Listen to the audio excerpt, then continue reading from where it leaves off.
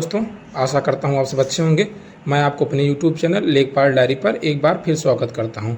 आज देखेंगे जिस इम्पोर्टेंट टॉपिक के ऊपर हम वीडियो बनाने जा रहे हैं वो जो लेखपाल का मंडल ट्रांसफ़र का नोटिस था, जो मैंने आपको बताया था उत्तर प्रदेश ट्रांसफ़र पॉलिसी 2024-25 राज्य सरकार के द्वारा जारी की गई थी। उसके थ्रू राजस्व परिषद के द्वारा अपने पोर्टल पर एक अलग से साइट बना दी गई है, एक अलग से कॉलम दे दिया गया है जिसके थ्रू लेखपाल अपने ट्रांसफ़र के लिए ऑनलाइन आवेदन कर सकते हैं। जैसे मैंने आपको बताया था पुराने वीडियो में कि जो भी प्रक्रिया होगी वह सब ऑनलाइन होगी, इसमें किसी प्रकार का मानवीय हस्तक्षेप नहीं किया जाएगा। सारी प्रक्रिया ऑनलाइन आवेदन के अकॉर्डिंग ही की जाएंगी।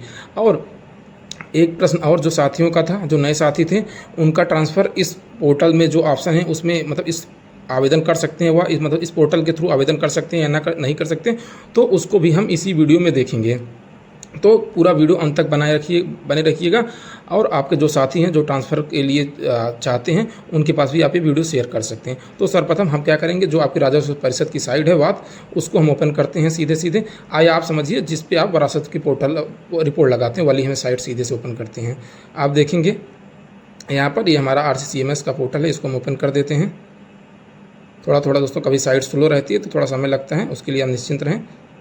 आप देखिए ये वही आपकी साइट है जहाँ से आप आपके वरासत पोर्टल के लिए आवेदन करते हैं। तो उसी में एक अलग से कॉलम बना के दे दिया गया है। अब यहाँ पर देखते हैं लॉगिन लेखपाल या राजस्व निरीक्षक। यहाँ पर लेखपाल राजस्व निरीक्षक लॉगिन पे चलते हैं। आप देखेंगे ऊपर 33(1) उत्तराधिकार जाँच वरासत पोर्टल के लिए जो आप रिपोर्ट लगाते हैं। अब यहाँ पर इस प्रकार से आप इसको अपना चूज कर सकते हैं। जैसे आप अपना मंडल चूज कर लीजिए। यहाँ पर आप दोस्तों देखेंगे मैंने अपना मंडल चूज कर लिया है। आप अपना जनपद और अपनी तहसील और अपना जो आप उसी अकॉर्डिंग अपने आपकी जो हल्का है या आप उसके बाद आपका जो पासवर्ड है या कैप्चर कोड, उसके बाद आप फिल करके इसको आगे प्रोसीड कर लीजिए, जो आपको सबको पता है। तो हम इसको देखते हैं, हम इसको फिल करके मिलते हैं दोस्तों। अब चलते हैं।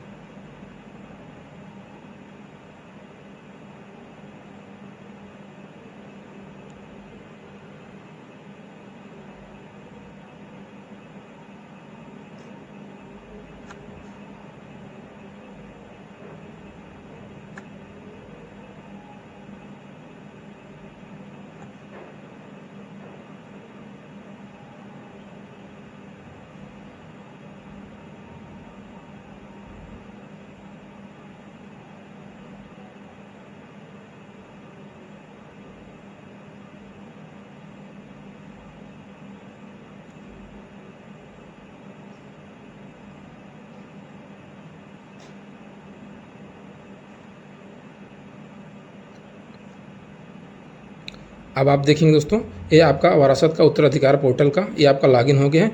आप देखें जिस प्रकार ये आपकी रिपोर्ट लगाई जाती है उस प्रकार से ये आपका लॉगिन हो गया। अब आप यहाँ पर साइड में देख सकते हैं एक नया ऑप्शन आ गया है जिसमें लिखा गया लेखपाल के अंतर मंडलीय हस्तांतरण हेतु आवेदन। ठीक है, अब ये देखेंगे टेस्टिंग इसमें लिखा है। तो आप यहाँ पर इस तरीके से आवेदन कर सकते हैं। अब आप यहाँ पर अब इसको हम टच करते हैं। आप जब टच करेंगे दोस्तों तो इसमें आपका क्या पूछेगा कि EHRMS कोड या EHRMS ID। तो ये आपको कहाँ से मिलेगी EHRMS ID के लिए? सर्वप्रथम आप यहाँ पर, जैसे मैं आपको दिखा देता हूँ कैसे पता करनी है। तो आप यहाँ पर EHRMS की साइट है, आप इसमें डायरेक्ट डाल दीजिए EHRMS कोड। आप यहाँ पर सर्च करेंगे तो जो आपकी ये ऊपर वाली साइट आएगी, इसको आप सीधे से लॉगिन करेंगे मोबाइल नंबर से। यहाँ पर आप अपना यहाँ से नीचे डिपार्टमेंट सेलेक्ट कर सकते हैं। इसे हम अपना डिपार्टमेंट रेवेन्यू सेलेक्ट कर लेते हैं और यहाँ पर अपना मोबाइल नंबर डाल देंगे। अगर आपका मोबाइल नंबर रजिस्टर्ड होगा तो सीधे आपका जो कोड है वो शो होने लगेगा। तो ये मुझे बताने की आवश्यकता है, तुरंत आपका ये EHRMS कोड शो हो जाएगा। अब हम चलते हैं यहाँ पर, अब हम EHRMS कोड डाल के आपको लॉगिन करके दिखाते हैं।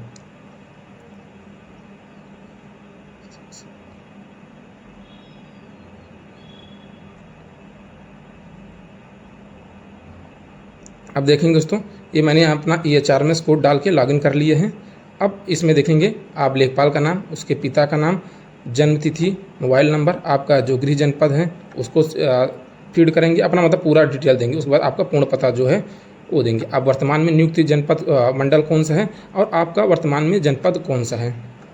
जनपद कौन सा मंडल है, कौन सा जनपद है और आपकी कार्यरत तहसील वर्तमान में क्या है। अब उसके बाद यहाँ पर देखेंगे आपको स्थानांतरण हेतु कौन सा मंडल चाहिए होगा, तो ये हो गया। अब आगे चलते हैं। अब देखिए लेखपाल का पद पर मौलिक नियुक्ति तिथि क्या है, आपकी मौलिक रूप से नियुक्ति कब की गई थी, क्योंकि दोस्तों उससे आपकी सीनियरिटी और जूनियरिटी मतलब तय की जाएगी। नियुक्ति आदेश संख्या क्या है, मतलब किस आदेश संख्या के थ्रू आपकी नियुक्ति प्रदान की गई है। अस्थायीकरण की तिथि क्या है, आप देखेंगे ये जो सबसे इंपॉर्टेंट टॉपिक है, इसी रूल के अकॉर्डिंग अस्थायीकरण में, क्योंकि ये पॉइंट आप देखेंगे इसमें डॉट लगा हुआ है, तो ये पॉइंट आपको फिल करना आवश्यक है, क्योंकि जो नए साथी हैं हमारा जो न्यू लेखपाल वैकेंसी थी 2024 वाली, इसमें किसी भी साथी का अभी अस्थायीकरण नहीं हुआ। तो अब आप ये समझ लीजिए कि इसके अकॉर्डिंग उनका आपका समझ सकते हैं इनका मतलब ट्रांसफ़र नहीं किया जा सकता। जब उनका स्थायीकरण होगा, तो मैंने जब से आपको पहले बता दिया कि अभी आपका मतलब विद्यालय में रजिस्ट्रेशन किया गया, क्योंकि अभी आप सब ट्रेनी लेखपाल हैं, तो आपका विद्यालय में रजिस्ट्रेशन हो गया। उसके बाद आप समझ लीजिए कि ट्रेनिंग के पश्चात ही आपका अस्थायीकरण होगा। ट्रेनिंग के 1 वर्ष बाद आपका अस्थायीकरण होगा, मतलब कुल 2 वर्ष बाद आपका अस्थायीकरण होगा। उसके बाद जब दोबारा आपका पोर्टल ओपन होगा तो आप मंडल ट्रांसफ़र के लिए आवेदन कर सकते हैं। अब चलिए आप यहाँ पर लिखें, लेखपाल के विरुद्ध कोई प्रचलित कोई कार्रवाई तो आपके ऊपर नहीं चल रही। संबंधित लेखपाल के मौलिक नियुक्ति का प्रकार किस प्रकार की नियुक्ति है, मतलब आप देख सकते हैं यहाँ पर मतलब डायरेक्ट भर्ती हुई है या पदोन्नत के थ्रू मृतक आश्रित, ये सब मतलब न्यायालय के आदेश पर, ये सब पूरा इसमें डिटेल है। अब आगे चलते हैं। स्थानांतरण का आधार, क्यों आपको स्थानांतरण चाहिए, तो देखिए आप यहाँ पर देखिए दुनिया भर का प्रकार है दिया है। जैसे आप देखिए पति पत्नी दोनों सरकारी सेवा में हैं, चिकित्सा, बच्चों की शिक्षा, दिव्यांगता, 2 वर्ष से कम की सेवानिवृत्ति और पारस्परिक सहमति, मतलब आपका जो दोनों लोग की मतलब इंटरचेंज होती है, वो हमारे जगह पर आ जाए, हम उनके जगह पर नौकरी करने चले जाएं। उसके बाद अभियुक्ति यहाँ पर लिख दिया गया और उस लेखपाल की फ़ोटो, मतलब जो आप लेखपाल हैं उसका यहाँ पर फ़ोटो ला के इसको आप सुरक्षित करके आप आगे बढ़ सकते हैं। इस प्रकार से आपका जो ट्रांसफ़र की प्रक्रिया है उसका आवेदन ऑनलाइन रूप से कर दिया गया है। अब माननीय राज्य परिषद के अकॉर्डिंग जब आप उस कैटेगरी को फुलफिल करेंगे, तो जो मैंने पिछले वीडियो में बनाई थी, मतलब क्या क्या आधार होते हैं ट्रांसफ़र के, उसके बारे में मैंने जो वीडियो बनाया था उसको मैं डिस्क्रिप्शन लिंक पर कर दूंगा, आप वहां से जाके उसको भी समझ सकते हैं और यहाँ पे इस प्रकार से आप अपना आवेदन कर सकते हैं। अगर दोस्तों आपको मेरी जानकारी अच्छी लगी हो और इन्फॉर्मेटिव लगी हो तो चैनल को लाइक, शेयर और सब्सक्राइब जरूर कर दीजिएगा। और आपके जो साथी हैं जो आवेदन अभी नहीं समझ पाए हैं कैसे करना है, उनको पास ये वीडियो शेयर करके आप उनको भी बता सकते हैं। Thank you for watching my video.